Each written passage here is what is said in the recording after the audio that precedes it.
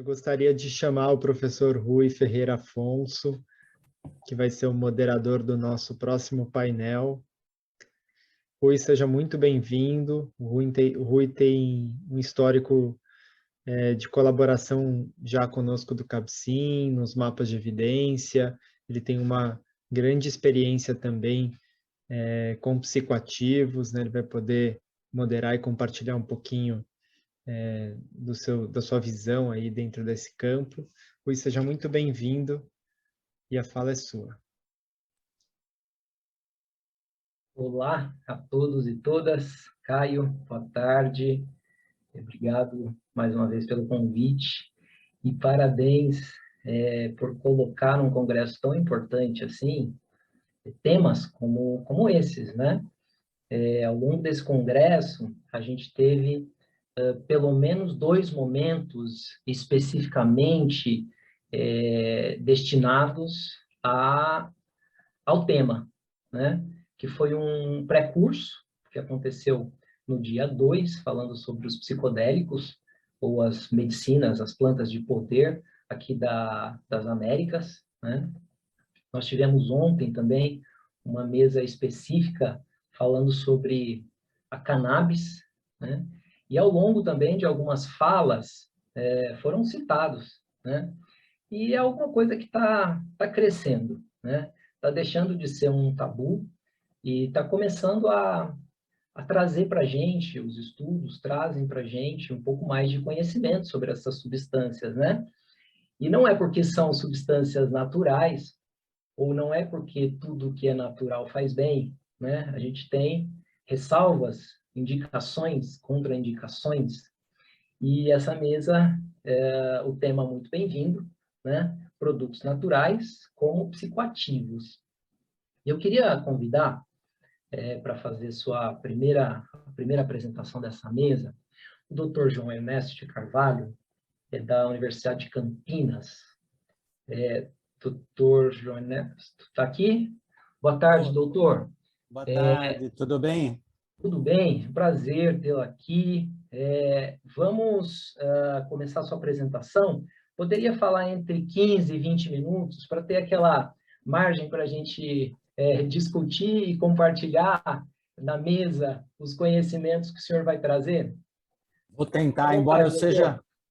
Tudo bem, eu vou tentar, embora eu seja um falador, que eu vou até marcar aqui para eu não passar muito, tá? Pode deixar que eu te aviso. Você vai me avisando, tá bom? Eu controlo. Eu perdi o som seu. Ah, você que tirou o som. Tá. Eu tirei o som. Pode deixar que eu te ajudo no controle do tempo. Tá. Eu vou compartilhar a minha tela. O Rui, aqui está falando Ricardo Guelman, tudo bom? Tudo bem, Ricardo? Você tem o mini currículo do Dr. João Ernesto? Eu não estou com o mini currículo aqui. Então, o doutor João pode se apresentar. Você pode entrar no site agora e já ler de todos os seguintes depois dele. Tá. É só entrar no site. Maravilha. Obrigado. Bom, eu Desculpa, primeiro... doutor, não fazer a apresentação. A culpa é minha mesmo. A minha culpa é minha mesmo. Eu queria primeiro pedir desculpas aos organizadores do congresso, né, porque eu recebi o convite e tal, e não vi que tinha que ter uma confirmação lá, e eu realmente errei, não preenchi, né, coisa de velho, não tem jeito. Mas, então, eu peço desculpas pela confusão que eu fiz, né, e para mim é um prazer enorme, né, estar participando desse primeiro congresso pan-americano de plantas medicinais e saúde integrativa. Bom, eu sou formado em Ciências Biológicas, modalidade médica, pela Escola Paulista de Medicina, depois fiz livre docência em farmacologia, fiz mestrado e doutorado em produtos naturais na Escola Paulista de Medicina, depois a livre docência na farmacologia da Unicamp, né? Eu sou professor titular da Faculdade de Ciências Farmacêuticas da Unicamp. Bom, então, eu trabalho já há muito tempo com plantas medicinais, né? A minha principal área de interesse. Então, vamos começar falando da ayahuasca, né? A ayahuasca é uma decocção, geralmente é uma bebida, né, obtida por decocção, que é constituída de duas plantas, né, um cipó, que é conhecido como mariri, caapi ou iagê, que é a Banisteriopsis caapi, e folhas de chacrona, que é a Psychotria viridis. A origem dessa bebida, né, ela é uma origem, ela vem de uma sabedoria milenária indígena, que começou no Peru, se acredita que é a origem peruana, né, que vem lá dos quechuas do Peru, e no Brasil, né, ela se acredita que ela entrou no Brasil através dos Achaninka. Professor, só um minuto. O seu slide não está passando para nós. Você vai ter que parar o compartilhamento e começar de novo. Algum erro do compartilhamento do Zoom. Ah, tá. Então, eu tenho que... Deixa eu ver. Fechar Parou? o compartilhamento. Descompartilhar e compartilhar de novo. Ou clica naquele livrinho ali do lado. Do lado do botão que você coloca em tela cheia, tem um livrinho.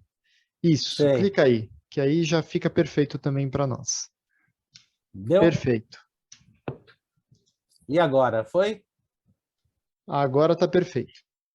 Legal. Então, acho que esse slide ainda não tinha passado, né? Bom, então, voltando, né, é uma decocção de duas plantas, né, a Banisteriopsis caapi e a Psychotria. A origem se acredita que vem da antiga civilização quechua, do Peru, e no Brasil, ela entrou no Brasil através dos Achaninka, que são indígenas que vivem no Acre, na região do Acre, e no Peru. A maior parte dos Achaninka está no Peru. Uma pequena parte está no Acre, e se acredita que foi por ali, né, que a ayahuasca, né, o hábito de se utilizar a ayahuasca entrou no Brasil, né, e a partir de várias religiões sincréticas que começaram na Amazônia, ali foi espalhado, né, esse uso, né, do uso ritual da ayahuasca se espalhou pelo Brasil e em diversos países, né? Hoje ela é uma bebida que tem uso autorizado pelo CONAD, né, que é o Conselho Nacional de Políticas sobre Drogas, somente no contexto religioso, né?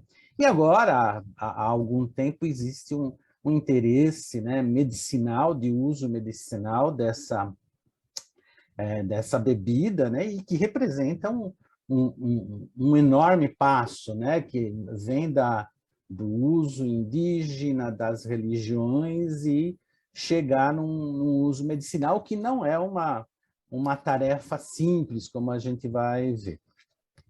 Seria aí talvez aquilo que se chama de farmaceuticalização da ayahuasca. Bom, a ayahuasca está em todo lugar. Sábado eu fui visitar a exposição do Sebastião Salgado, aqui no Sesc Pompeia, em São Paulo, e me deparei com algumas fotos e algumas coisas contando sobre a ayahuasca. E uma delas é essa relação dos Achaninka, não vou ler porque é muito longo, né?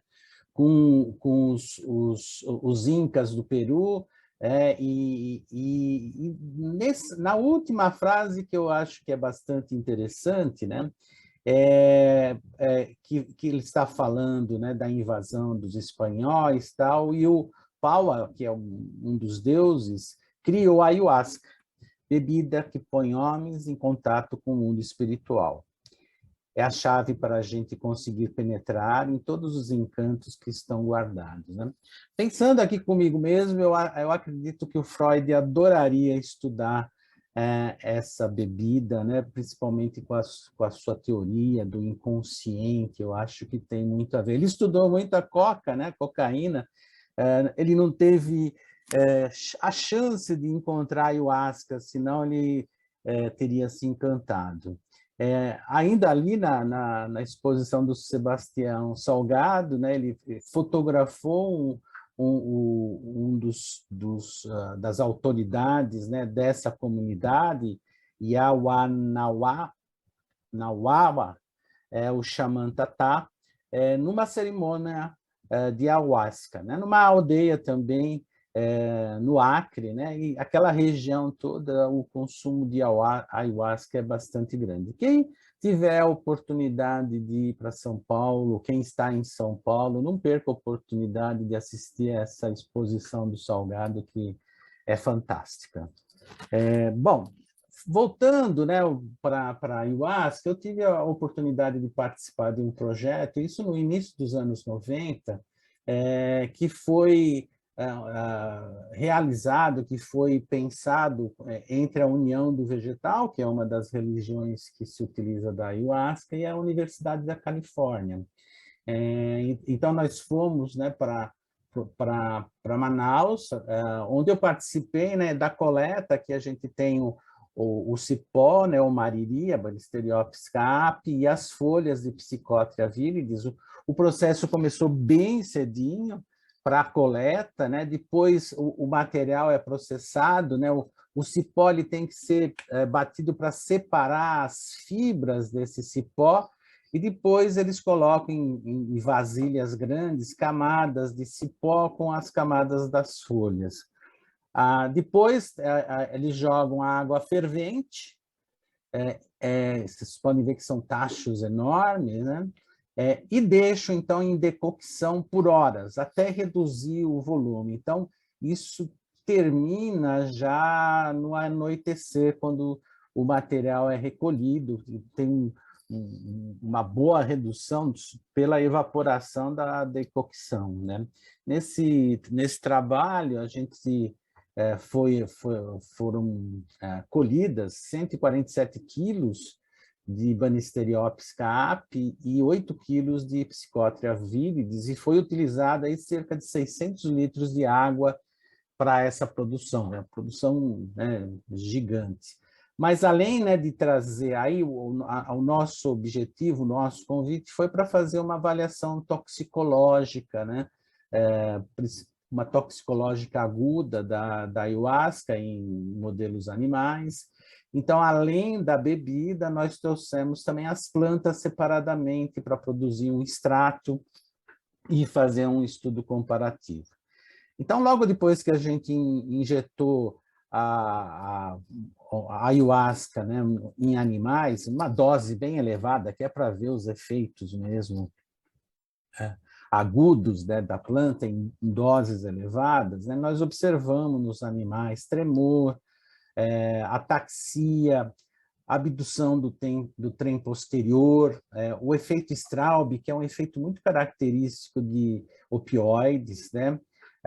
Movimentos mioclônicos da pata anterior e uma hiperexcitabilidade, né? Tudo isso nos deu uma ideia de que esses animais estavam quase prestes a entrar em convulsão, e aí nós fomos testar esses extratos, né? Tanto os extratos hidroalcoólico como a ayahuasca em modelos experimentais de epilepsia, né? Que são convulsões induzidas pelo pentileno tetrazol e pela pilocarpina. Além disso, né, o pessoal da fitoquímica fez todo o trabalho de identificação dos princípios ativos que estavam nas plantas e na ayahuasca, né? E realmente encontramos as principais substâncias, a dimetiltriptamina, que ela está presente na chacrona, nas folhas de Psychotria viridis, e os derivados da armina, conhecidos como beta-carbolinas, a armina, armalina e tetraídoarmina, que estão presentes, são os princípios ativos do mariri, do cipó. Bom, os resultados que nós obtivemos desses estudos, né, foi que realmente a ayahuasca, né, ela aumenta, né, a atividade convulsiva induzida pelo pentileno tetrazol e a pilocarpina. Ela reduz, né, o limiar de excitabilidade para esses estímulos convulsivos. E estudando separadamente, nós observamos que só nos extratos de Banisteriopsis caapi, só no cipó, é que essa atividade pró-convulsivante, em doses elevadas, né, foi mantida. Então, essa atividade é da armina, armalina e tetrahidroarmina, né? E depois, isoladamente, compramos a armina pura, também ela produziu efeitos similares, né? Isso é muito comum, né, de substâncias que são antidepressivos, e a armina, armalina, tetrahidroarmina são inibidores da monoaminoxidase, que foi o primeiro grupo de antidepressivos utilizados, né? Então, de todos os trabalhos, né, que nós vimos e de algumas e o que existe na literatura, né, a gente pode ver que os efeitos alucinógenos eles são principalmente consequência da dimetiltriptamina, né? A armina também tem um pouco desses efeitos. Já a inibição da monoaminoxidase ela é responsável pelo efeito antidepressivo, e é a armina que faz isso, a armina e seus derivados. Já existe também, em doses elevadas, um efeito agonista inverso que produz ansiedade, que é ansiogênico, né? Isso é por uma ação no receptor de GABA e é consequência da armina também. Náuseas e vômitos que se vê, né, durante as cerimônias é consequência da dimetiltriptamina e de quase todas as substâncias que agem aí nos receptores serotoninérgicos, né? Nós vimos também analgesia. Eu senti analgesia numa das cerimônias que eu participei, que eu estava com uma lombalgia enorme, né? Mal podia sentar, e durante a ação da ayahuasca eu fiquei 4 horas sem sentir dor. E depois nós fizemos estudos com armina pura, né? Em modelos experimentais de dor, e verificamos sim esse potencial analgésico, né, dessas substâncias, né? Quando a gente participa dessas cerimônias, a gente tanto pode ter uma viagem ruim na união do vegetal, se chama borracheira, né? E geralmente, né, o mestre passa perguntando se a borracheira foi boa ou se a borracheira foi ruim. A borracheira boa é quando você tem as visões, as alucinações hipnagógicas, enfim. Já quando ela é ruim, geralmente, né, pode aparecer ansiedade, provavelmente por esses efeitos da armina, que são efeitos ansiogênicos, e depende muito da pessoa, né? Se a pessoa já é ansiosa, isso pode acontecer. Pode aparecer paranoia, tremores por essas ações da armina, uma síndrome serotoninérgica, que são esses tremores todos, e até convulsão. Já aconteceu de aparecer convulsão em pacientes que tinham epilepsia. Então, ela propicia. Todos os antidepressivos têm essa atividade, né? Eles facilitam o aparecimento de convulsões, principalmente em pacientes que sofrem de epilepsia, porque são estimulantes, de certa forma, eles estimulam determinadas áreas do sistema nervoso central e acabam produzindo esses efeitos. Bom, fazendo o levantamento dos estudos clínicos, a gente vê bem que existem estudos transversais com milhares de usuários, né? Com entrevistas, né? Tem um dos estudos tem quase 9.000 usuários, né? E todas as análises que foram feitas, verificaram que realmente os usuários, né, dessas religiões diminuem o consumo de álcool e de outras drogas, né, que essa é uma outra possibilidade do uso da ayahuasca, e também ajuda no tratamento da dependência ao tabaco. Agora, existem ainda poucos estudos clínicos randomizados, duplos cegos e controlados por placebo, né? São ainda estudos geralmente em dose única, né, com um número também reduzido de pacientes, e que se observa, mas nesses estudos já se observa uma atividade antidepressiva e ansiolítica.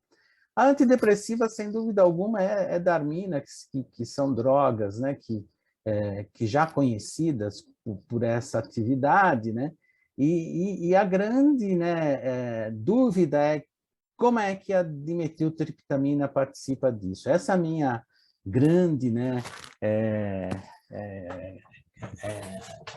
a minha grande curiosidade em saber como a dimetiltriptamina trabalha nisso, né? Eu acredito que a Armina, enquanto ela cuida da depressão, a dimetiltriptamina faz com que o indivíduo entre em contato com o seu inconsciente, né? Acho que deve ser por aí, seria fantástico, né? Mais uma vez o Freud estaria trabalhando com isso. Os efeitos adversos que aparecem, né? A náusea e o vômito é consequência da dimetiltriptamina, então não tem como eliminar. Alguns autores falam em tratar a náusea e o vômito. Isso é impossível porque você vai bloquear as ações da dimetiltriptamina. Aí pode aparecer cefaleias, alterações cardiovasculares, que pode ser consequência da inibição da MAO, um pouco de ansiedade, confusão mental, reações disfóricas, confusão e dissociação, despersonalização. Né? Isso, um cuidado especial tem que ter sempre grande com os idosos, né? E com pessoas que já têm algum problema neurológico ou psiquiátrico, né? E quais, para esses estudos clínicos, né, quais são as grandes dificuldades e limitações, né, para que esses estudos tenham validade? Existem vários grupos no mundo todo estudando ou querendo estudar essas atividades da ayahuasca, né? E a primeira dificuldade é a padronização dos extratos, né? Quem trabalha com plantas, né, com fitoterápicos, sabe que já padronizar um extrato de uma planta já é uma dificuldade enorme, né? É o calcanhar de Aquiles para fitoterápicos. Quando você põe 2 extratos juntos, a coisa fica até muito mais complicada, muito mais complexa. Além de tudo, né, para padronizar, tem que se considerar o local de cultivo, o clima, o solo, tudo isso influencia, né, na produção dos princípios ativos, a quantidade de material vegetal que é usado para extração, esse tempo de decocção, e depois a conservação da ayahuasca quando ela está pronta, né? Além disso, toda a quantificação dos princípios ativos, pelo menos os princípios ativos, para a gente ter um perfil de dose, né? Qual é a dose que pode produzir algum efeito. Uma outra dificuldade, né, está na randomização desses estudos e principalmente no uso do placebo e duplo cego. Como o extrato, a ayahuasca vai produzir náusea e vômito, é muito difícil esse cegamento. Tem alguns trabalhos que até foram desenvolvidos, algumas substâncias que produzem um pouco de enjoo e tal. Mas, como eu disse, o náusea e vômito fazem parte dos efeitos da ayahuasca, né? Nas cerimônias, isso até tem um papel importante. Mas, é o último. E que são produzidos pela dimetiltriptamina. Então, faltam ainda estudos de longa duração, com várias doses, para a gente ver a eficácia e segurança ao uso a longo prazo, né? Os estudos multicêntricos e as limitações legais, né? Acho que já foi discutido bastante, né? Todo grupo de trabalho aqui no Brasil que faz pesquisa com drogas que atuam no sistema nervoso central, né? Como a maconha e como todas essas drogas que têm um controle muito grande, né? Atualmente passam por dificuldades enormes para conseguir trabalhar, para conseguir comprar padrão. Então, eu agradeço mais uma vez, né? Muito obrigado a todos pelo convite, estou à disposição. Doutor, obrigado, foi um prazer. E eu acho que nessa direção para complementar a sua apresentação, agora a gente vai receber a doutora Verônica Kavenska. Eu não sei se é assim que se pronuncia seu sobrenome, doutora, mas muito bem-vinda. A doutora Verônica, ela é psicóloga, psicoterapeuta junguiana. Nos últimos 7 anos, trabalha no Centro Taquiwasi, da Comunidade Terapêutica Peruana, que usa os recursos da medicina tradicional para o tratamento de pessoas com problemas de uso de substâncias, de drogas e saúde mental. E, atualmente, ela coordena a equipe de terapeutas. Doutora Verônica está aqui com a gente? Sí, buenas tardes, ¿me escuchan? Sim, bem-vinda. Eu não vejo a sua imagem. Uy, parece que quizás hay algún problema con cámara. De todos modos, yo voy a compartir después la pantalla. Pero no sé por qué. A ver, voy a rápidamente ver. Parece que está escuro, alguma coisa escura. Será que a sua câmera está obstruída? Fechada? No creo, pero voy a mirar rápidamente si hay algo con la configuración. Discúlpenme, Sí. es que tampoco uso tanto.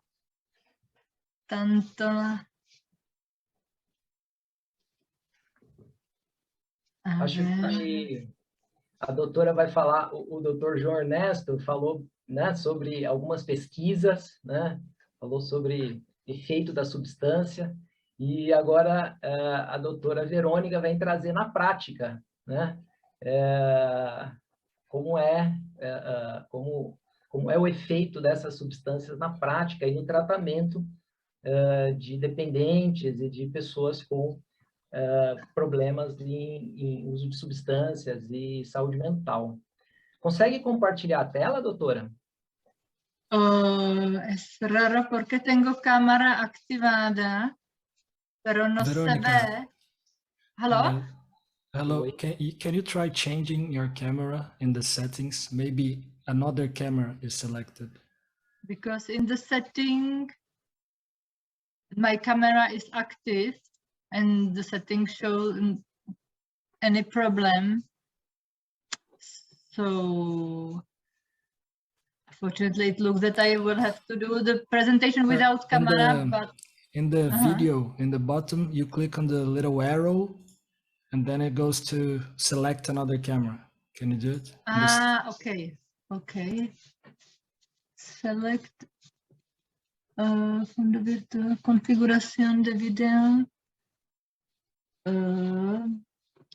cámara, apagar. Doutora Verônica, outra proposta seria enviar para o grupo de WhatsApp sua apresentação e podemos compartilhar a apresentação. Não, Ricardo, o problema Pero não é... Si voy a compartir pantalla, se va a ver. Então, o importante é compartilhar a apresentação, a pantalla. Isso é mais porque importante. si pongo compartir pantalla, ahora se ve mi presentación, ¿verdad? Perfeito. Sim, perfeito. Assim, eu acho que está muito bem. Entonces creo que voy a disculparme y voy a hacer la presentación así sin cámara, solo compartiendo la pantalla. Sí, lo siento mucho, es que como yo poco uso cámara. Bueno, entonces puedo iniciar así. Sim, por favor. De 15 a 20 minutos, por favor. Bueno, entonces, primero también quiero agradecer por este espacio y por la organización de un evento tan importante, además a nivel internacional. Y bueno, voy a seguir un poco el tema que sigue el mío, un poco continúa o complementa la ponencia de Dr. de Carvalho. Voy a hablar hoy día también sobre ayahuasca, partiendo más desde la experiencia clínica. Como dijeron, yo primero trabajé unos años en la investigación hice también mi tesis doctora sobre medicina tradicional amazónica y ayahuasca. Y después me mudé a la selva peruana, donde trabajo en una comunidad terapéutica donde usamos la ayahuasca para el tratamiento de problemas de salud mental, sobre todo lo que es la adicción. En colaboración con las comunidades indígenas locales, entonces mi ponencia parte más de la experiencia de trabajo con las personas y de lo que pude percibir y aprender de las comunidades locales, ¿no? Lamistas, Ashánicas, Avarunas. Para empezar, quiero un poco también presentar la manera como trabajamos para entender un poco de qué contexto estoy partiendo. Trabajo en Centro Taquihuasi, que es una comunidad terapéutica que se fundó hace 30 años en la selva peruana, originalmente con el apoyo económico de la Unión Europea. Originalmente era un proyecto de investigación de uso de plantas, digamos, de medicina tradicional amazónica para la adicción, y donde están hombres que vienen para 9 a 12 meses para tratarse de la adicción. Además, recibimos a las personas para el trabajo personal o problemas de salud mental, depresión, temas de pareja. Y el tratamiento acá es voluntario y sin uso de medicamentos, ¿no? Salvo casos de emergencia. Y lo que hace modelo un poco particular que articula, por un lado, lo que es, digamos, terapia moderna, psicoterapia, medicina alopática, con la medicina tradicional amazónica. Y dentro de esta usamos ayahuasca. Pero también primero un poco hablar de la medicina tradicional amazónica porque se me hace casi imposible hablar sobre ayahuasca sin ubicarla al contexto, ¿no? Una de los miembros de Taquihuasi, doctora Rosa Guiové, contribuyó que en el año 2008 la ayahuasca fue considerada por ley en Perú como parte del patrimonio cultural y así protegida por la ley, entonces no tenemos problema en aspecto legal. Sin embargo, ahí lo que la ley protege no es ayahuasca, sino ritual de ayahuasca, ¿no? Y creo que ninguna planta, pensamos que no hay planta buena o mala, sino depende del uso, de cantidad, o de la persona que lo usa y sobre todo de la forma como se usa. A la medicina tradicional, ¿no?, amazónica también muestra ahí, no hay, digamos, barrera fina entre remedio y veneno. Hay plantas, por ejemplo, que son veneno, pero se pueden usar en remedio en cierta cantidad y cierta forma. Entonces, la manera como acá usamos ayahuasca es dentro de la medicina tradicional amazónica, ¿no? Su uso no es un poco particular. Y quiero primero hablar de algunos principios básicos de la medicina tradicional amazónica, porque esto define cómo interpretamos la experiencia con la ayahuasca y cómo la aplicamos. Entonces, medicina tradicional amazónica es una ciencia con historia milenaria y tiene sus propios métodos de diagnóstico, de terapia y, digamos, también de especializaciones. Hay diferentes especialidades, hay, ¿no?, lo que trabaja con huesos, hueseros, subadores, parteras, y después toda la rama que se llama vegetalistas. Y ahí dependiendo de las plantas pueden ser paleros, no sé, chusanangueros, y una de tabaqueros que trabajan con tabaco, y una de las especializaciones son los ayahuasqueros, que son los que trabajan con la ayahuasca. Ahora quiero mencionar algunos principios de la medicina tradicional porque, como dije, si vamos a hacer lectura de lo que sucede dentro del ritual de ayahuasca, de experiencias, tenemos que mirarlo a través de filtros de medicina tradicional, porque es otro tipo de ciencia que tiene miles de años y que explica, que forma de otras bases. ¿No? Es lo mismo como si vamos puramente en base química a analizar medicina tradicional china, no vamos a entender, porque hay otro sistema y otra cosmovisión. La medicina tradicional amazónica ve el cuerpo humano como un conjunto, ¿no? Hay cuerpo físico, cuerpo psicológico, emocional y cuerpo espiritual o energético. A veces se habla de más cuerpos, pero lo trato un poco de simplificar. Entonces hay 3 dimensiones que se influyen mutuamente y cuando hay bloqueo en una de estas dimensiones influye la otra. Y cuando se hace intervención o curación en una de estas dimensiones, también afecta a otros cuerpos.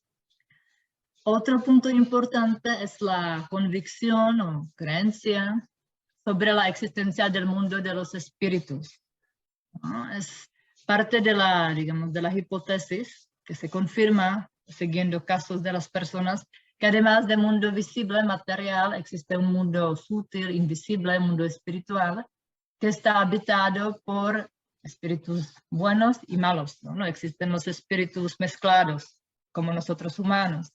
Y los espíritus, digamos, malos, que pueden tener diferentes palabras, algunos pueden decir malas energías, parásitos energéticos, demonios, diablos, malos espíritus, energías de baja vibración, son los que están atrás de las enfermedades.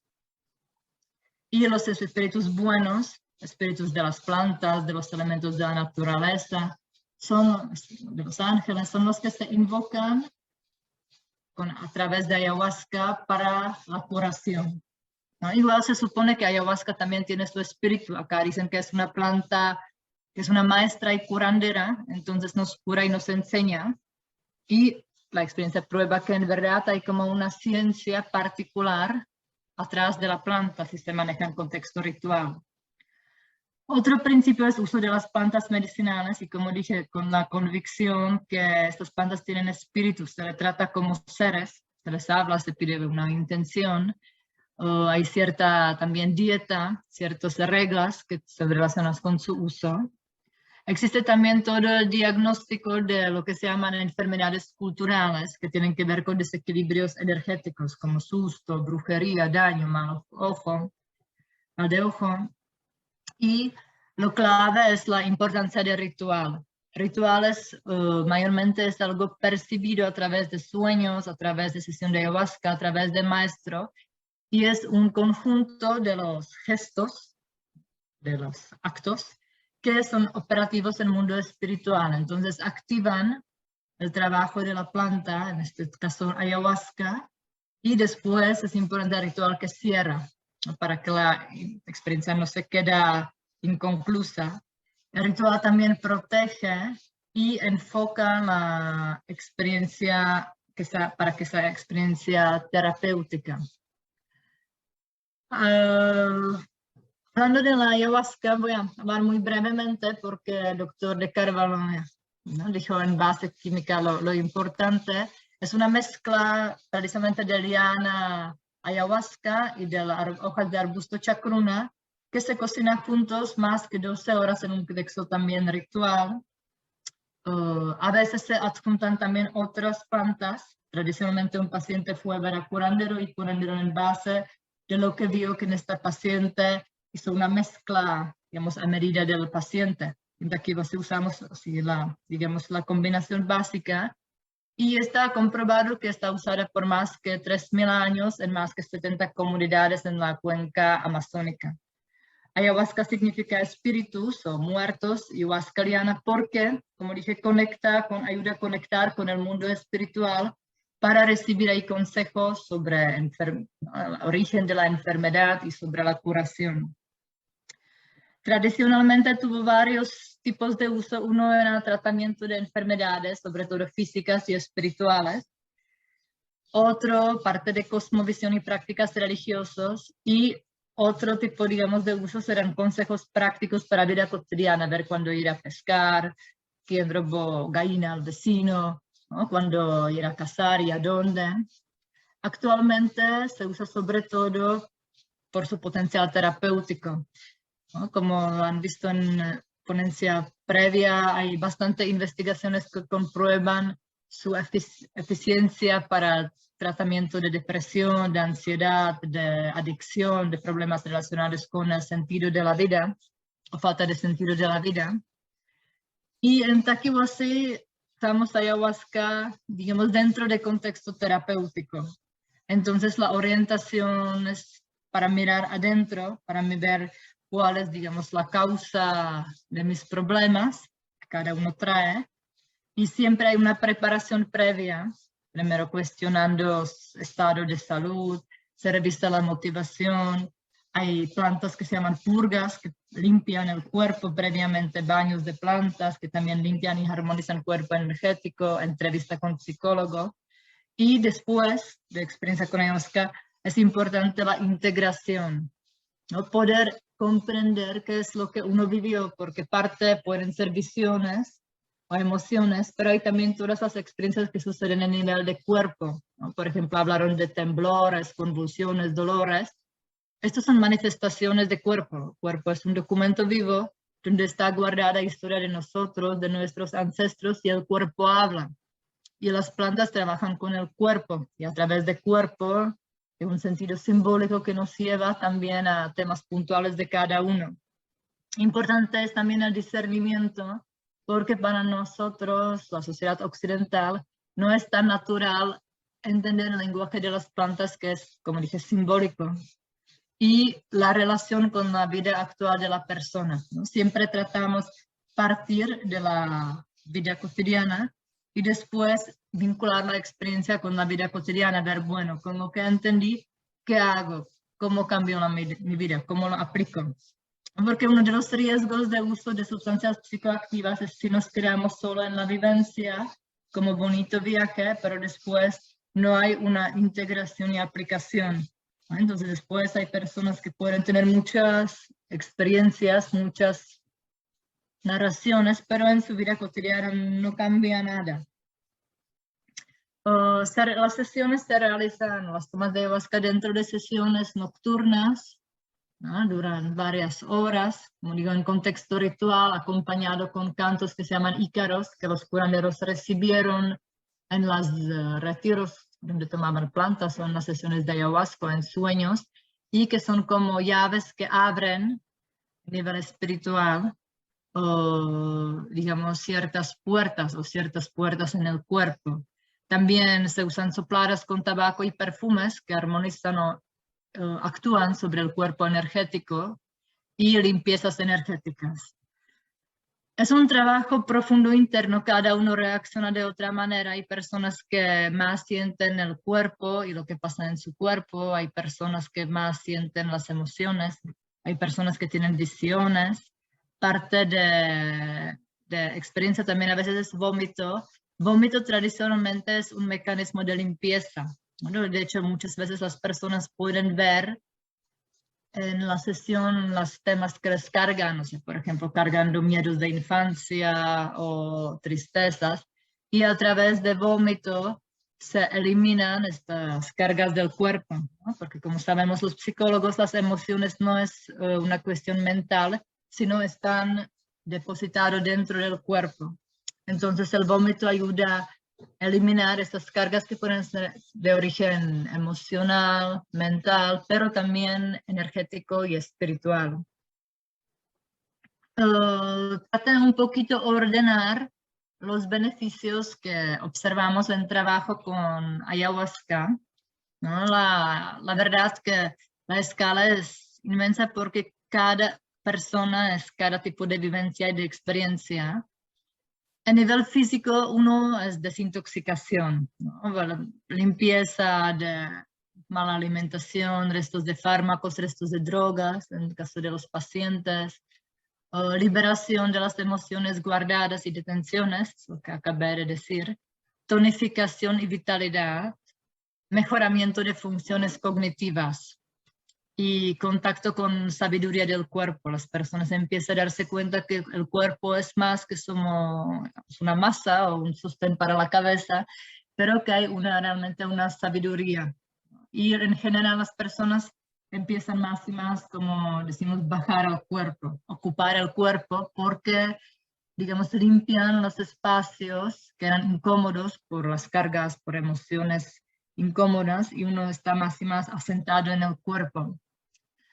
A nivel psicológico, la reconciliación paulatina con el pasado. Muchas veces vienen los recuerdos, mayormente, digamos, traumáticos o difíciles, vinculados con nuestra historia. Entonces los pacientes, por ejemplo, pueden ver algunos traumas o momentos difíciles de su infancia, ambiente en la familia, pero también empezar a recordar los momentos, digamos, bonitos, nutritivos, alegres, y ¿no? Muchas veces llegan a algún tipo de perdón vinculado también con la descarga emocional. Otro punto, entendimiento a sí mismo y a la causa de los problemas. Como digo, la ayahuasca ayuda a entrar, digamos, ¿no? a nuestra profundidad. También, digamos, lleva a bajar las defensas, ¿no? y a conectar con nuestro inconsciente y nos ayuda a entender cómo funcionamos, ¿no? También decimos que funciona a veces como lupa que amplifica. Entonces, si tenemos pequeña cólera, se nos hace grande para que lo vemos. Y nos ayuda también a través de esta óptica a revisar nuestras relaciones, nuestros mecanismos de ser. Confrontación con propia sombra, mejor relación consigo mismo y con el cuerpo, y a veces vienen ideas, indicaciones, qué hacer ahora, cómo reparar, por ejemplo, daño que hice o cómo mejorar patrones que llevo. A nivel energético, la armonización del cuerpo energético que, como dije antes, influye cómo nos después sentimos también a nivel emocional. Limpieza de las cargas y bloqueos en el cuerpo energético espiritual, que pueden ser cargas que a veces absorbimos de personas con cuales vivimos, de lugares, de rituales que hemos hecho. También vienen, digamos, cargas y lo que se llama infestación energética a través de consumo de sustancias fuera de contexto de ritual, porque esto abre nuestro cuerpo energético, pero sin protección.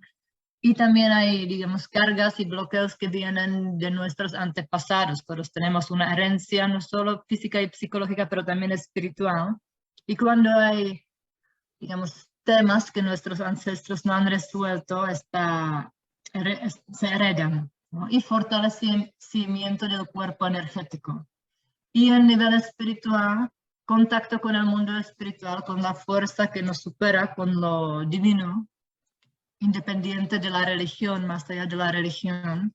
También aparece el tema de vocación, de sentido de la vida, de los valores principales y contacto con los antepasados, ¿no? Es un poco lo que mencioné en nivel energético, conectar con nuestras raíces y ver qué fue bueno que hemos heredado y qué es lo que se necesita limpiar y liberar.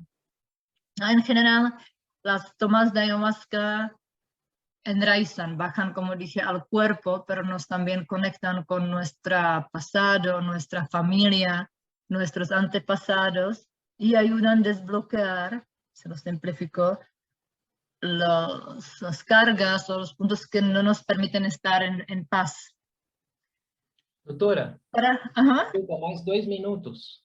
Sí, ya es la última presentación, la última página. Para concluir, también es importante mirar los riesgos, porque nos encontramos también con personas que a veces, ¿no?, han sido afectadas por tomas de ayahuasca en otros lugares. Uno de los riesgos, ahora la ayahuasca se volvió mucho como el objeto de negocio.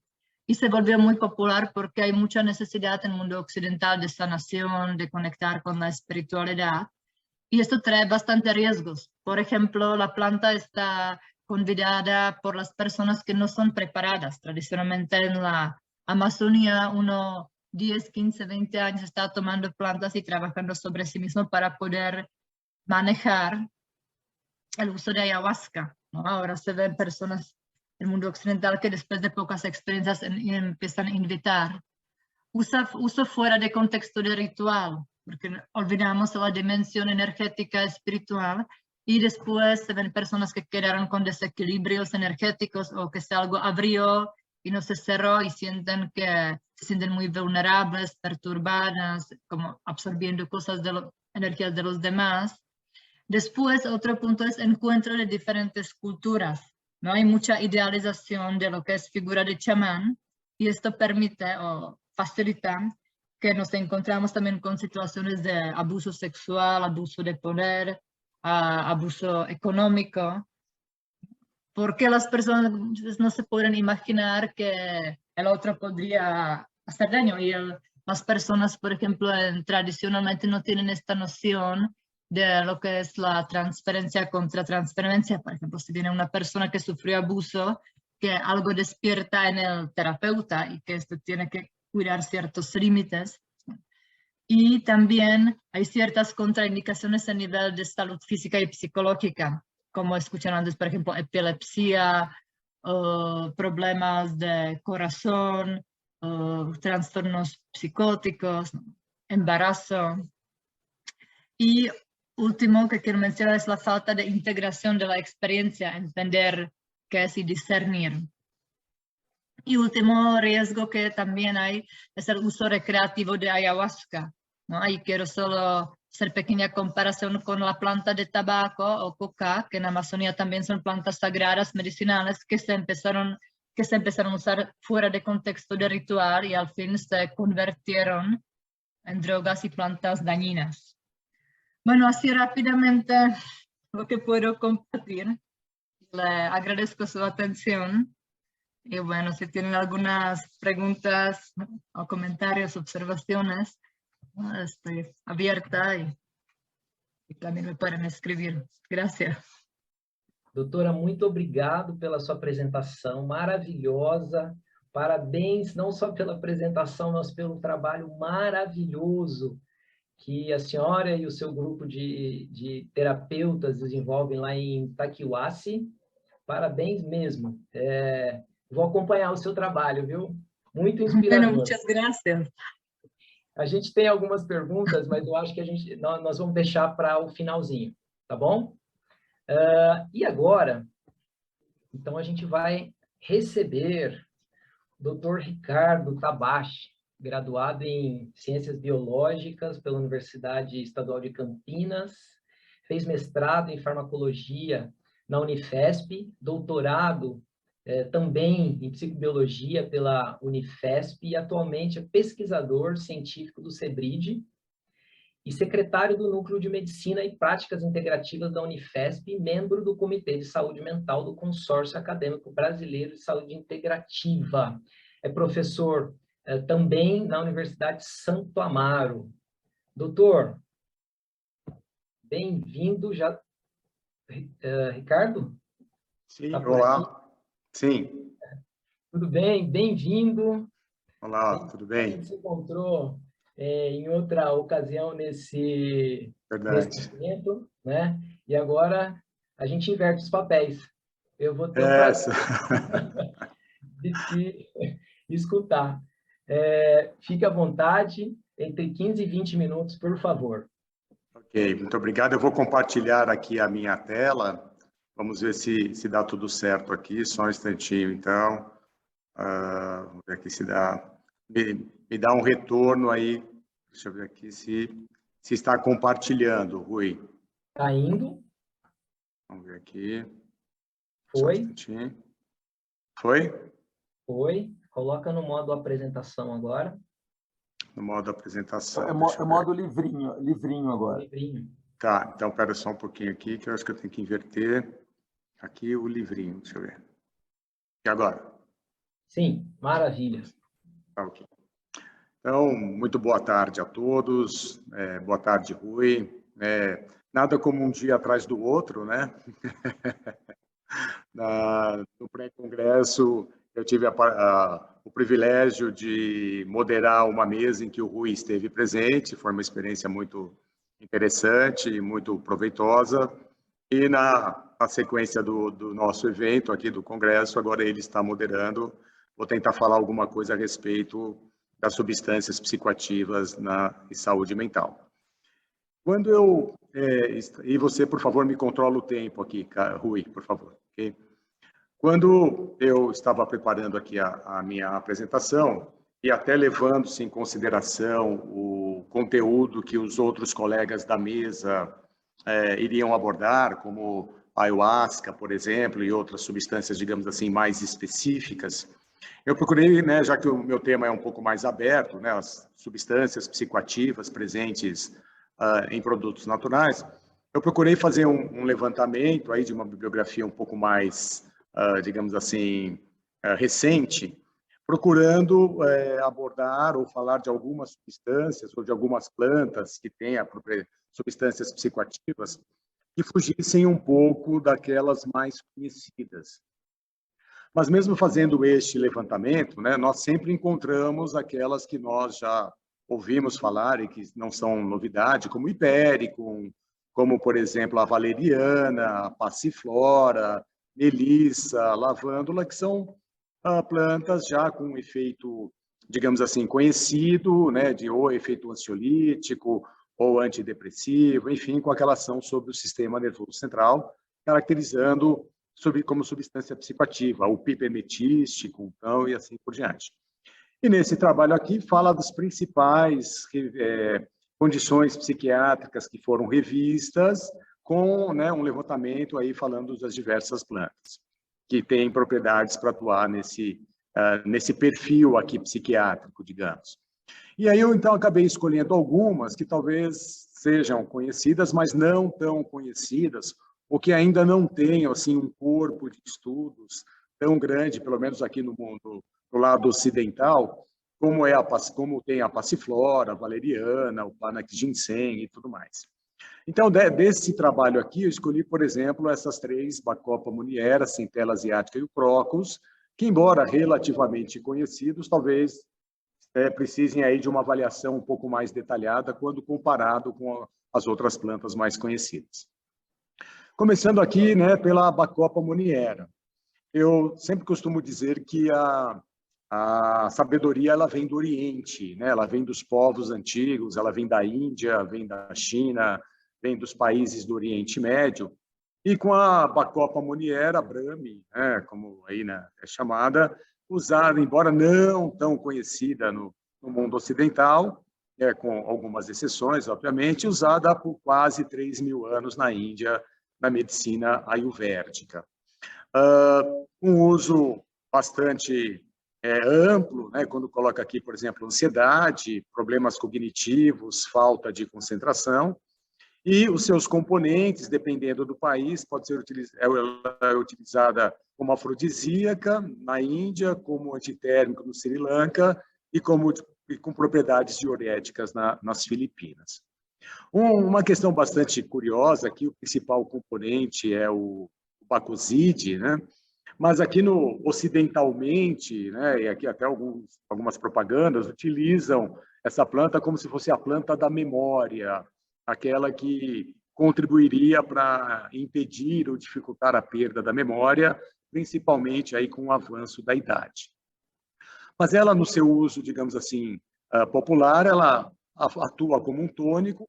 Na verdade, a grande maioria das substâncias que atuam, ou das plantas que atuam como um tônico, caso do panax ginseng, do ginkgo biloba, eles acabam interferindo também pela propriedade das suas substâncias nos processos cognitivos, memória, concentração, raciocínio e tudo mais. São utilizadas como diuréticos e como cardiotônicos também. Como eu disse, né, propaganda feita sobre ela como planta da memória, né, e ela protege, ela tem uma atividade ali interessante por proteger contra a morte, né, a morte neuronal induzida por beta-amiloide, que é uma situação muito característica que nós observamos no Alzheimer, por exemplo, que além de ter ali uma diminuição da acetilcolina e produzir prejuízos de memória, normalmente no Alzheimer nós temos um acúmulo da beta-amiloide, uma neurotoxina, né, que vai provocando a morte celular. Então aqui, na verdade, a Bacopa muniera acaba tendo uma ação parecida com a Galanthus nivalis, uma planta muito antiga, né, inclusive citada na Odisseia, e que de onde se tira a galantamina que tem uma atividade ali, de uma ação reduzindo a atividade da acetilcolinesterase e, portanto, aumentando aqui a transmissão colinérgica, que, direto ou indiretamente, está relacionada com a memória e aprendizagem, enfim, e tudo mais. E no estudo clínico, né, os estudos clínicos feitos até com 450 miligramas por 30 dias, mostrou uma ausência de toxicidade. Sempre nós encontramos, não é exclusivo da Bacopa Munieri, um lapso, né, de estudos entre avaliações pré-clínicas e clínicas. Sempre temos um corpo de trabalhos pré-clínicos muito maior do que clínicos, e isso é explicado pela dificuldade de se fazer trabalhos clínicos, pelo seu custo, a dificuldade de se encontrar voluntários, que acabam realmente prejudicando esse tipo de estudo. Então, pelos estudos pré-clínicos, né, essa planta, o Bacuside principalmente, seria capaz de modular vários neurotransmissores, daí esse amplo perfil de atuação, por interferir na acetilcolina, dopamina, noradrenalina, e nos estudos clínicos, alguns deles mostraram um efeito ansiolítico. Embora não tenha uma ação específica sobre os receptores GABAérgicos, pelo menos não foram descritos de forma muito clara, mostrou um efeito ansiolítico quando comparado com placebo, nesse estudo aqui envolvendo, um estudo duplo cego envolvendo um grande número de voluntários.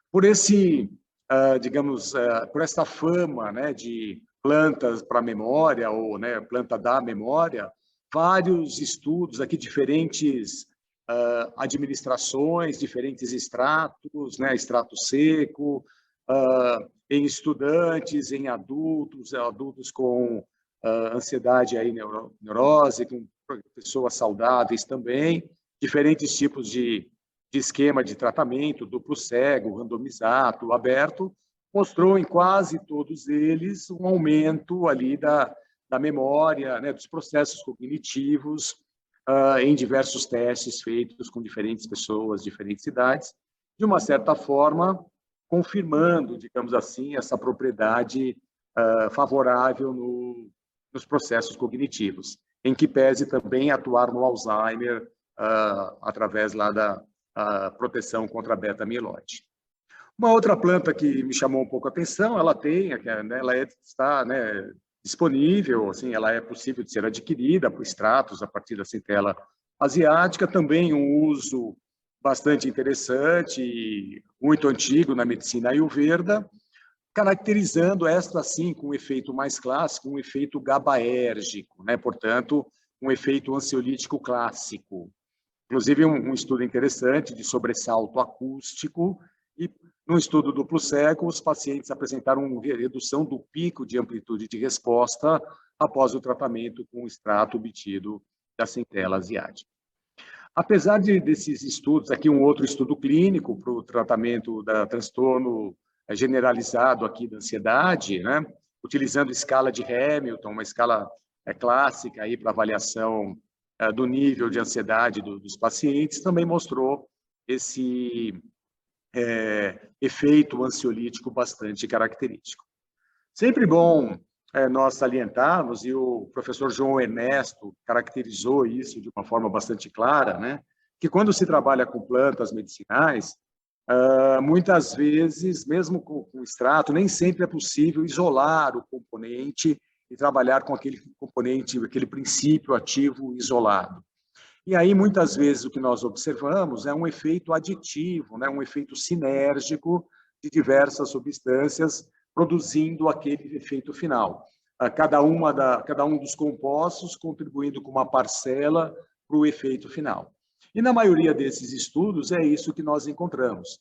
São relativamente raros os estudos que mostram a utilização de um componente isolado. Normalmente são extratos padronizados contendo vários dos seus componentes. Uma outra planta também que está nesse trabalho, né, naquela revisão bibliográfica, o açafrão, né, tem aqui croxinas, por exemplo, alguns compostos voláteis como o safranal, e ele, no seu mecanismo de ação, como antidepressivo, ansiolítico e hipnótico. Nós usamos o açafrão, né, aqui, digamos assim, como um produto, como um tempero, como um produto alimentício, digamos assim. Mas principalmente no Oriente Médio, ali, então há um tradicional estudo ali, por exemplo, no Irã, que, né, uma medicina tradicional persa, talvez não tão conhecida aqui no Ocidente, não tão afamada como uma ayurvédica, como uma medicina tradicional chinesa, mas a medicina tradicional persa utiliza o açafrão, né, o Crocus sativus, como ansiolítico, de uma forma aí bastante característica, faz parte um pouco do uso popular, do uso tradicional desta planta, o seu efeito ansiolítico e também antidepressivo. Ele tem essa ação antidepressiva porque atua, o safranal especificamente, voltando um pouquinho aqui, o safranal é um componente volátil, ele atua principalmente inibindo a recaptação da serotonina, e nós sabemos que a serotonina está envolvida aí nos processos de depressão, diminuição dos níveis de serotonina, além de outros, como noradrenalina, enfim, estão associados com alguns quadros depressivos. E os estudos com Crocus mostram esse efeito bastante característico, inclusive alguns estudos clínicos. Nos modelos pré-clínicos, um efeito anti-inflamatório e imunológico também. Aqui um outro estudo duplo cego mostrando que o Crocus, açafrão, tem uma ação parecida com a fluoxetina, portanto, um estudo antidepressivo parecido, aqui equivalente à fluoxetina, num estudo aqui comparativo, no caso em pacientes que passaram por uma intervenção cardíaca, né, coronariana, e apresentaram um quadro depressivo pós-cirúrgico. E foi um duplo cego de 6 semanas. Então, esses estudos aqui são bastante interessantes, mas o que chama a atenção, e isso é um aspecto que precisa ser levado em consideração, é que a grande maioria dos estudos clínicos não envolvem populações ocidentais, e sim populações ligadas no caso específico, aí, do Oriente Médio, os países árabes, onde essa planta é mais utilizada. E nós sabemos que o perfil farmacológico, o perfil enzimático, por exemplo, de diferentes etnias, de diferentes populações, são diferentes. É diferente, né, esse perfil enzimático. Então, nós temos pessoas com enzimas, temos lá as isoenzimas, né? Então, enzimas mais ativas ou menos ativas numa determinada via metabólica, pessoas que são aceleradores, metabolizadores rápidos ou lentos. E no caso do Crocus, faltam estudos robustos que indiquem que os efeitos observados naquelas populações um pouco mais localizadas, um pouco mais endêmicas, seriam válidos também quando migrassem, digamos assim, para estudos aqui para o mundo ocidental, digamos assim, para esse lado do planeta. Outra planta que me chamou bastante atenção foi a mitragina, né, que tem o principal componente, o mitragine. Essa planta aqui, conhecida como Kraton, né, tem um perfil de atuação muito interessante que pode causar dependência, porque ela atua nos receptores opioides. Então, ela ativa os receptores opioides, digamos ali que com uma ação que lembraria um pouco a morfina, porque vai atuar nos mesmos receptores, e embora com um efeito analgésico não tão potente, e que pode ser utilizado, ou que tem alguns estudos mostrando, como uma possível ferramenta para terapia de substituição de dependentes de ópio, né? Dependentes de morfina ou do ópio propriamente dito. Então, poderia entrar aí como uma redução, uma ferramenta ali dentro de uma política de redução de danos. Mas o Kraton tem muito utilizado no sudeste da Ásia, mas ele apresenta ali alguns problemas, né? Porque, apesar de melhorar o humor e aliviar a ansiedade, pode provocar síndrome de abstinência, já que ocupa receptor opioide, seria uma terapia de substituição, e pode ocorrer da pessoa tornar-se dependente do Kraton, né, do mitragina, na verdade, substituindo o ópio e atuando nos mesmos receptores. E embora, comparativamente, alguns estudos clínicos mostrem que a síndrome de abstinência ao Kraton, ou Kraton, né, é um pouco mais leve quando comparada com a síndrome de abstinência provocada pelos opioides, mesmo assim, alguns usuários apresentam uma dificuldade muito grande de passar por essa terapia de substituição, e manter a abstinência sem o uso da substância torna-se difícil, levando a um ciclo de consumo constante dessa substância em substituição aos opioides. Atua no humor e na ansiedade, né? Aqui tem baixas doses, pode melhorar o humor, em doses mais altas, um efeito ansiolítico. Não leva aqui ao embotamento social, então tem efeitos, na verdade, empatogênicos, não diminuiria, não tenderia a provocar um isolamento social, por exemplo. Então, os efeitos empatogênicos dessa substância, aumentando a empatia, podem contribuir para uma maior sociabilidade, mesmo durante o tratamento com a substância obtida aí do crack, né? Então, há um potencial ansiolítico, há um potencial desta planta como terapia de substituição para a dependência a opioides, mas tem um potencial também de risco de ela mesma, os seus componentes, causarem dependência. Então, há necessidade de estudos mais detalhados, incluindo estudos prospectivos bem controlados, e também não há dados sobre o uso dessa substância em doenças mentais graves, ou um outro problema muito comum, aí, que se faz uso de produtos à base de plantas, interações medicamentosas entre os componentes presentes nessas plantas, essas substâncias, e outras substâncias ou medicamentos alopáticos, por exemplo.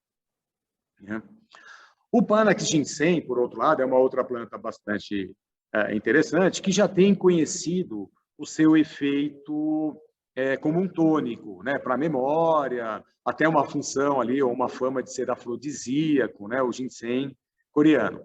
Mas alguns estudos mais recentes, tanto pré-clínicos como clínicos, mostram um potencial antidepressivo, que era um perfil de ação farmacológica até então não muito conhecido para o Panax ginseng. Ele é um tônico, ele melhora a qualidade de vida, ele deixa a pessoa mais ativa, mas o efeito antidepressivo especificamente não era tão claro, né, como alguns estudos mais recentes. E mostrou aqui que... Oi, perfeito, obrigado. E mostrou aqui, então, que pessoas em remissão, né, do episódio depressivo, com a utilização do Panax ginseng, mostrou um alívio bastante grande em algumas escalas de sintomas, escalas de sintomas somáticos relacionados à depressão. Para nós terminarmos, e como, né, homenagem, digamos, aqui ao Congresso, por ser pan-americano, falar da Salvium, né, da Salvia divinorum, que tem um perfil ali alucinógeno, uma planta mexicana, e que também chamada como, né, erva de Maria, da pastora, porque acreditaram os usuários, né, principalmente aí no ritual indígena, na América Central, a reencarnação da Virgem Maria. Alguns anos atrás, ela chegou aqui no Brasil, né, com uso ali não, digamos assim, recomendável ou não legalizado. Ela passou a ser proibida pela Anvisa, até por esse potencial alucinógeno, e o principal componente é a salvinorina A. Existem outros componentes, mas que não têm um perfil alucinógeno como a salvinorina. Ela tem um uso ritualístico, um uso sagrado por populações indígenas da América Central, digamos assim, mas acabou tendo esse uso ocidental com o seu perfil alucinógeno. Então, ela tem o potencial de causar toxicodependência, né? Também ali pode provocar, atuar como agonista seletivo para os receptores opioides, levando aos efeitos alucinógenos, incluindo aí uma sensação de deslocamento mental, e que pode, eventualmente, provocar prejuízos, né, à saúde, como, por exemplo, um dano neurológico.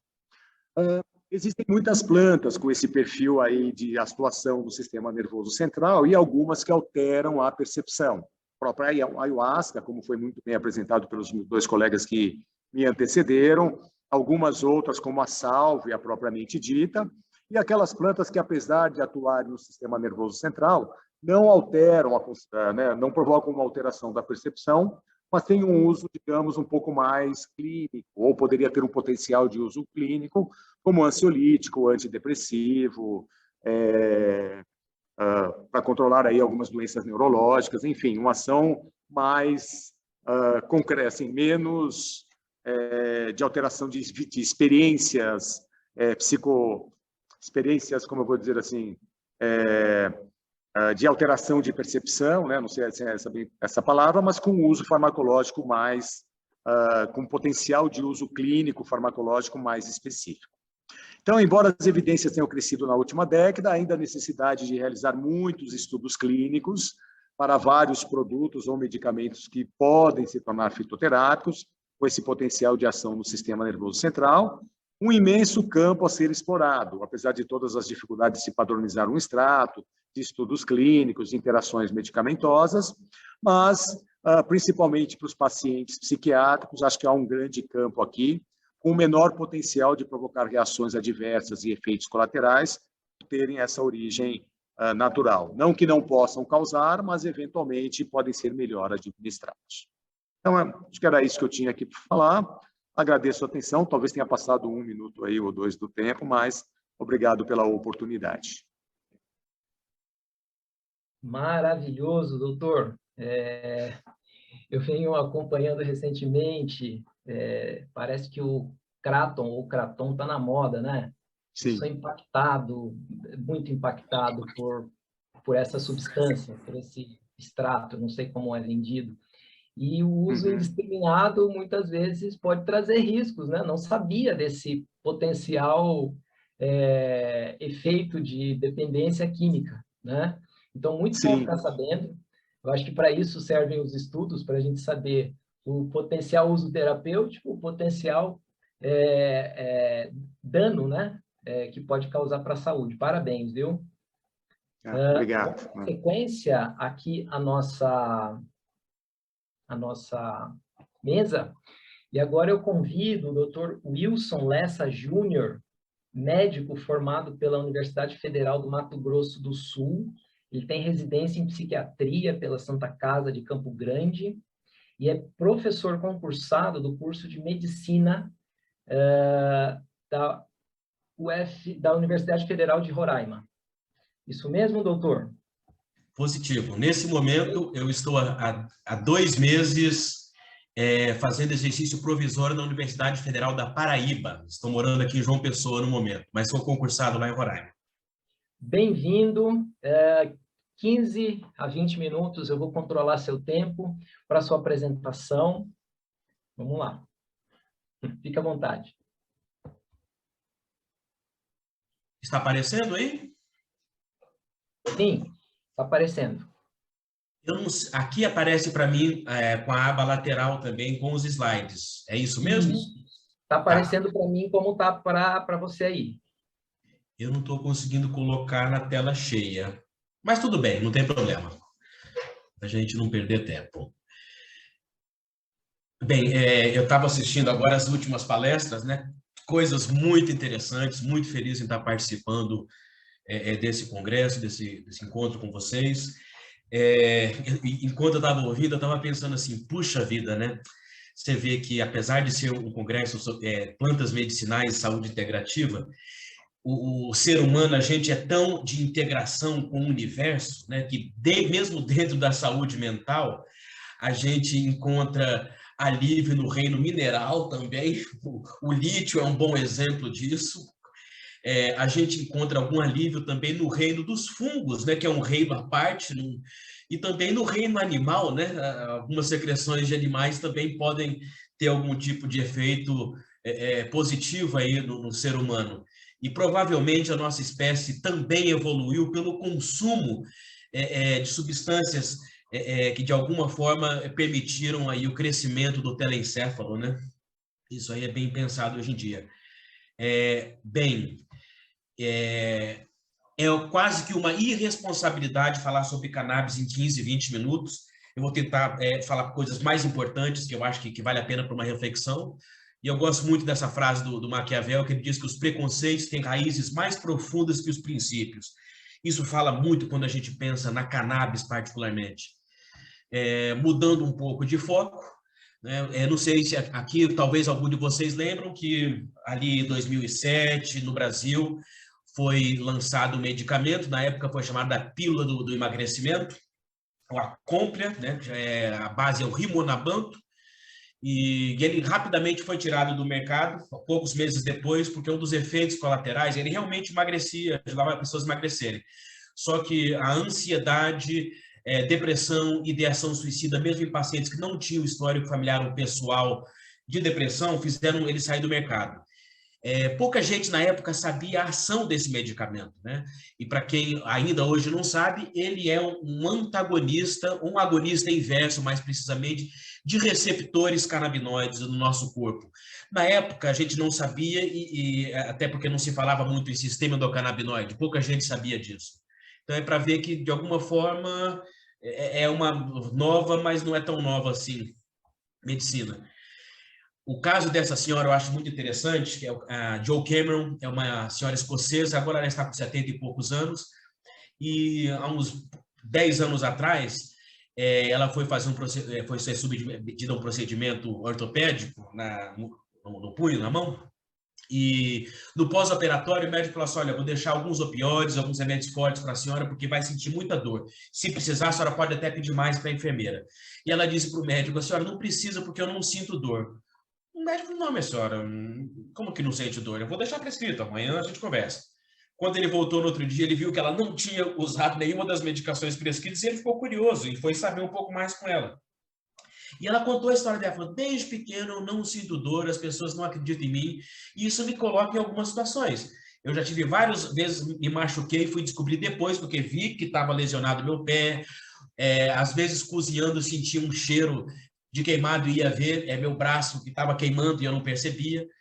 E isso chamou muita atenção desse médico, ele resolveu estudá-la melhor, chamou um colega anestesista para estudá-la e fizeram um artigo científico que lançaram em 2019 e viram que ela tem uma microdeleção de um gene que produz uma enzima FAH que degrada a anandamida, que é um dos nossos principais endocannabinoides. E, além dela não sentir dor, outras coisas acontecem com ela. Ela não tem reações de ansiedade fisiológicas pronunciadas, né? Ela conta que quando algum parente ou algum amigo morre, ela fica triste ali algumas horas, mas depois volta uma energia e diz, não pode ficar assim, não, bola para frente. O marido dela diz que ela acorda todos os dias com um bom humor infernal, e que isso ele não acha muito legal. E ela também não sente ardor de pimenta, entre outras coisas. Agora, como efeitos também negativos, além de se machucar e tudo mais, ela tem um problema na memória, essa memória de curta duração, né? Memória de fixação. Um leve prejuízo, nada que atrapalhe demais ela. E, no caso, ela tem o quê, então? Ela tem por ter uma anandamida 2 vezes mais do que a gente, a população em geral, ela acaba tendo um sistema endocannabinoide com um tônus mais pronunciado e tem esses efeitos psicofisiológicos.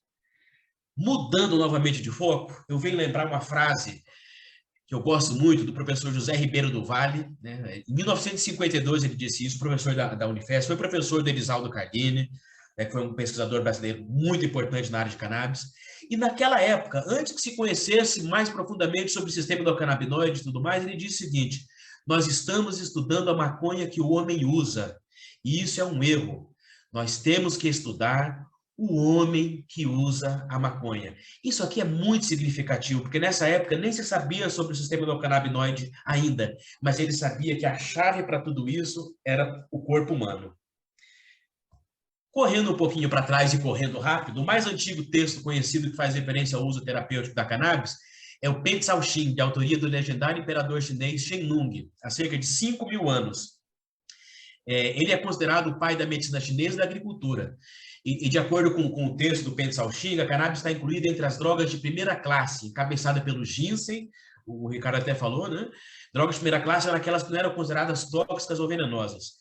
Mafém era o nome dado a um preparo fitoterápico feito a partir das flores da planta de cannabis, né? Como vocês sabem, é uma planta dioica, tem macho e fêmea, e tal preparado fitoterápico tem seu uso ancestral na China para alívio de cólica menstrual, dores reumáticas, malária, beriberi, constipação intestinal e quadros do que hoje a gente chama de desatenção.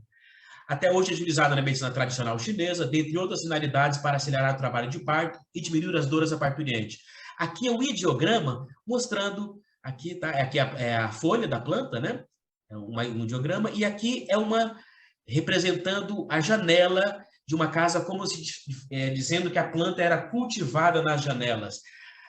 E é interessante que o nome cannabis sativa, né? A palavra sativa, como algumas outras plantas têm, significa em latim cultivada, é uma planta que foi cultivada, domesticada, como um cachorro. E como diz o Siddhartha Ribeiro, pesquisador brasileiro, a cannabis, ela tem as espécies de cannabis, elas acabam tendo essas características.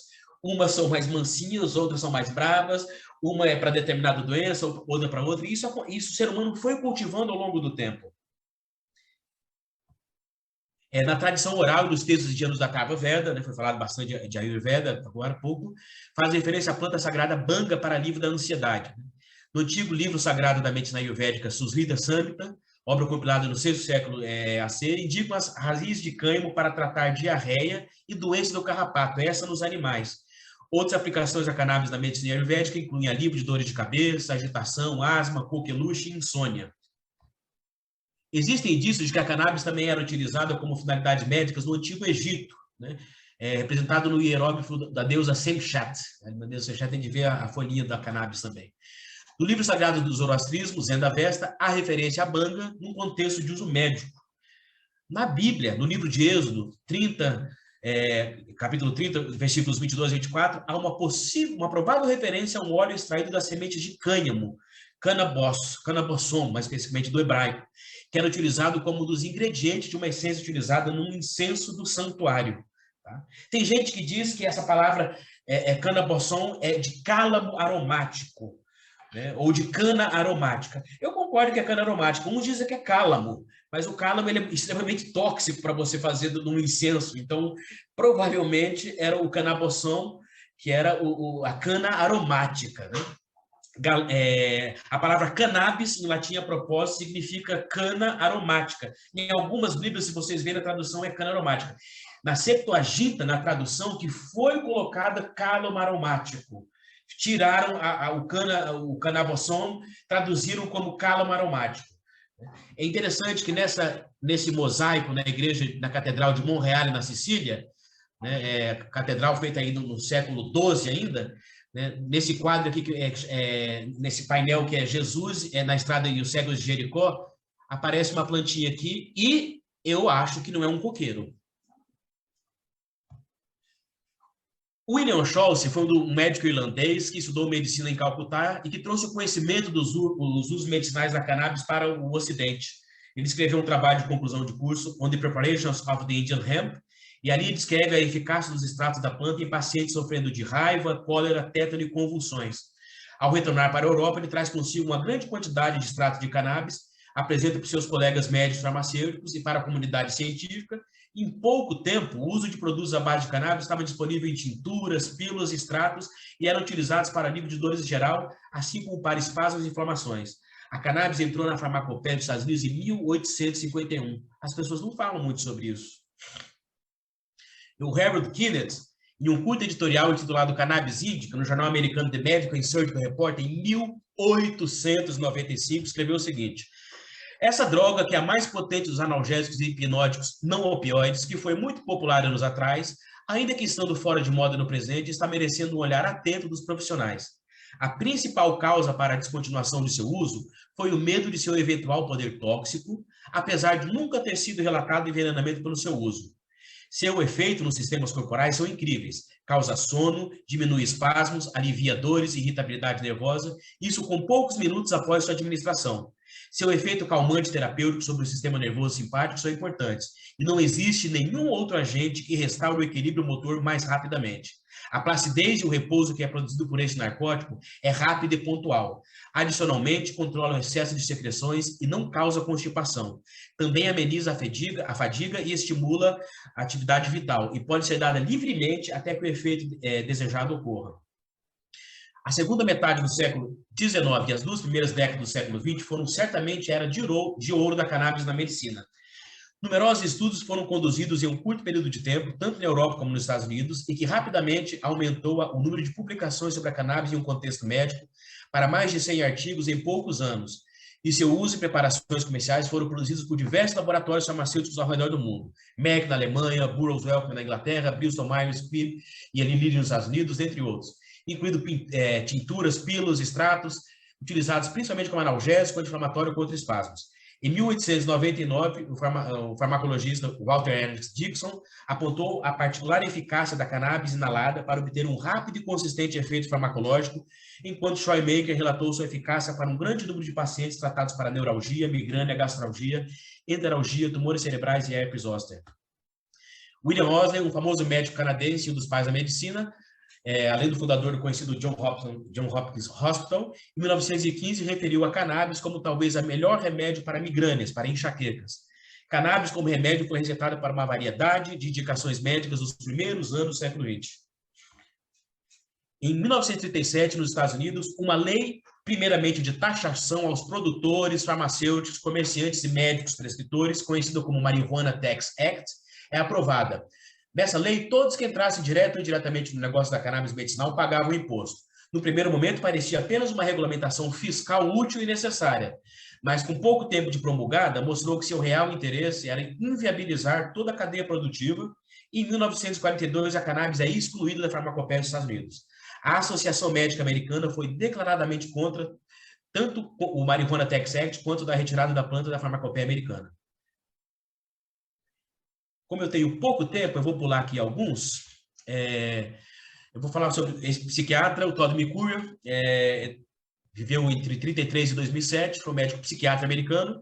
Ele trabalhou no final dos anos 60 no Instituto Nacional de Saúde Mental dos Estados Unidos, onde teria descoberto diversos estudos e documentos tidos como confidenciais sobre o uso médico da cannabis. Ele foi trabalhar no setor do Instituto de Saúde Mental que via os malefícios da cannabis. E lá ele descobriu estudos e lançou em 72 um livro chamado Marijuana Medical Papers, onde esses estudos que ele teve acesso, ele publicou, muito interessante, alguns estudos lá do William Scholz, inclusive. Né? Ele trabalhou em seu consultório particular até 2007, teve mais de 9.000 pacientes que fez a recomendação de cannabis como medicamento. Um outro psiquiatra também, como a gente está falando de psiquiatria e saúde mental, o Leslie Griswold, viveu de 28 a 2020, foi um psiquiatra americano, conhecido por seu longo mandato como professor associado de psiquiatria da Harvard Medical School. Ele passava na prova, mas o colegiado nunca aprovou ele ser professor titular. E como psiquiatra, interessou-se em estudar os efeitos da cannabis ainda no final dos anos 60, mais precisamente em 1967, e queria descobrir os malefícios e prejuízos relativos ao uso da planta, que ele tinha escrito um livro sobre esquizofrenia uns anos antes.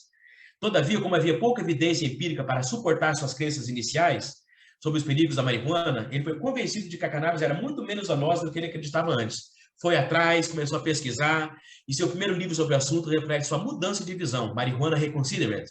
E no livro Marijuana, The Forbidden Medicine, em 93, ele conta diversos casos de sucesso com tratamento à base de produtos de cannabis para uma série de patologias diferentes. Ele foi um dos que ajudou na proposição 215 na Califórnia em 1996.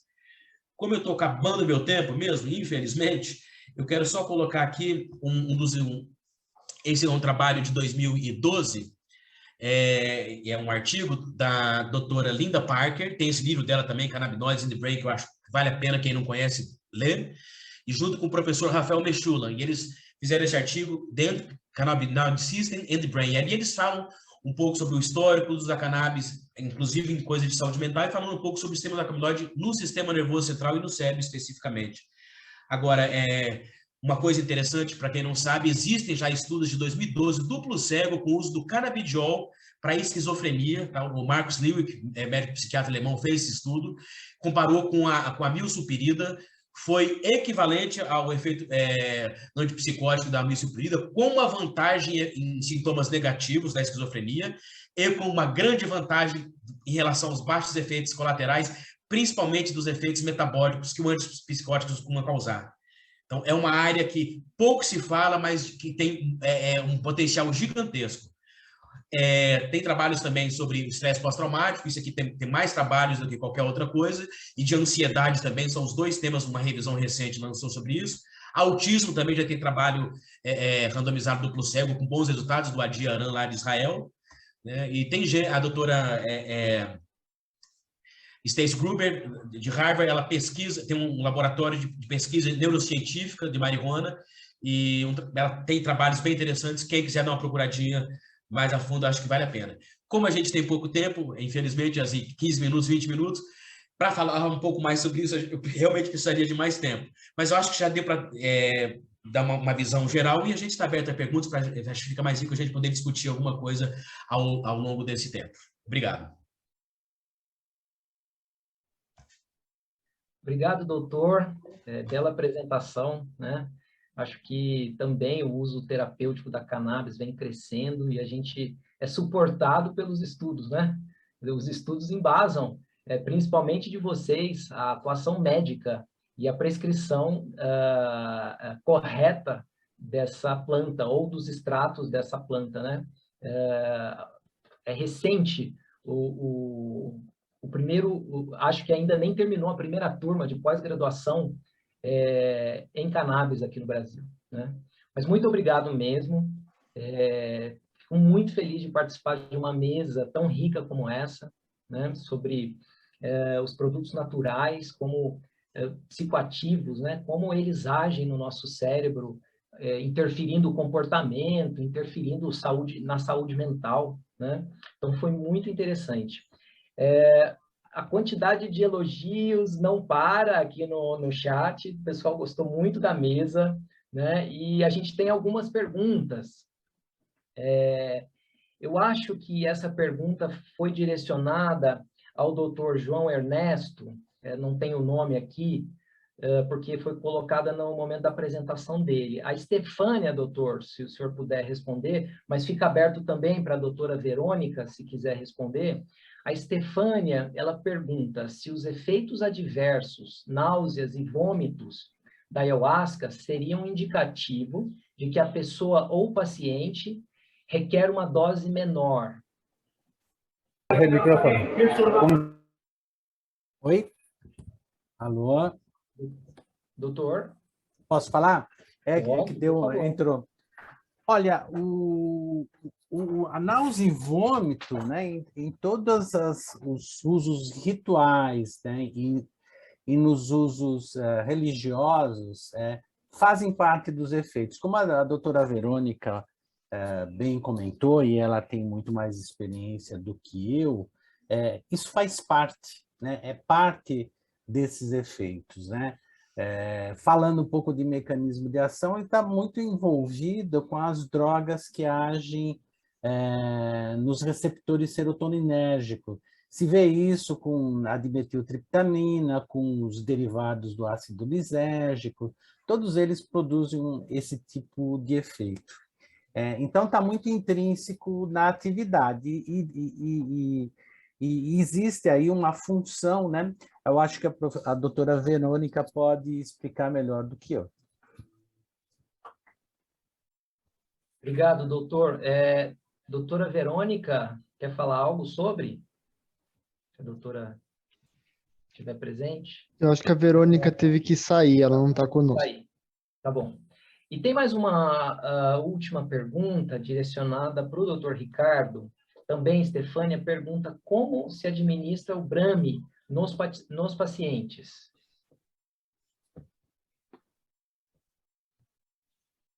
Eu não sei como é no caso da medicina ayurvédica, por exemplo, né, que tem um ritual todo específico e tudo mais, mas o Brahmi ele é vendido na forma de cápsulas, né, e ele pode ser aparentemente consumido sem grandes restrições, pelo menos até o momento onde eu pude pesquisar. Não é uma planta que eu estudo assim com muita frequência, mas ele é vendido comercialmente na forma de cápsulas.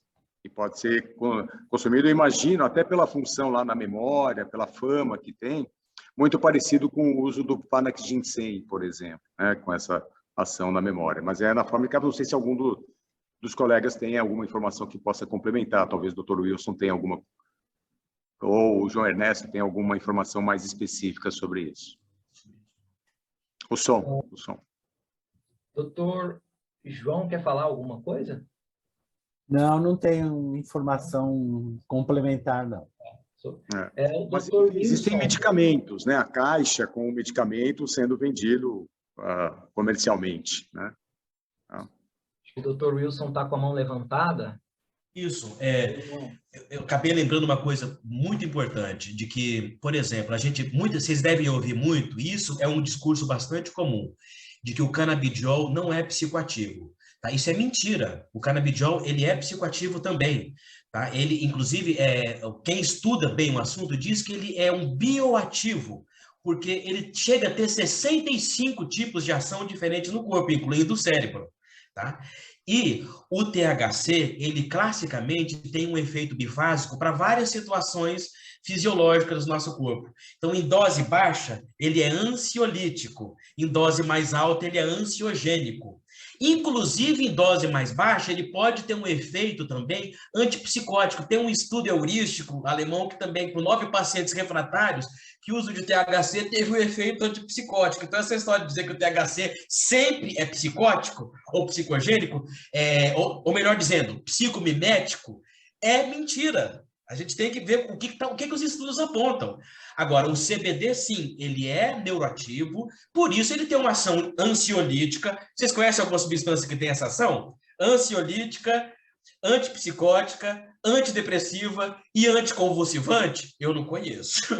E mais do que isso, o nosso sistema endocannabinoide, os receptores CB1 e CB2, eles interagem com outras plantas, Ricardo. A copaíba, que é riquíssima em beta-cariofileno, ela é um agonista parcial do receptor CB2, por isso ele tem uma atividade anti-inflamatória. Então, assim, o nosso sistema endocannabinoide, graças a Deus, ao universo, à evolução, ele é promíscuo, e isso permite com que a gente se equilibre o tempo todo. Doutora Miriam, está com a mão levantada? Gostaria de falar alguma coisa?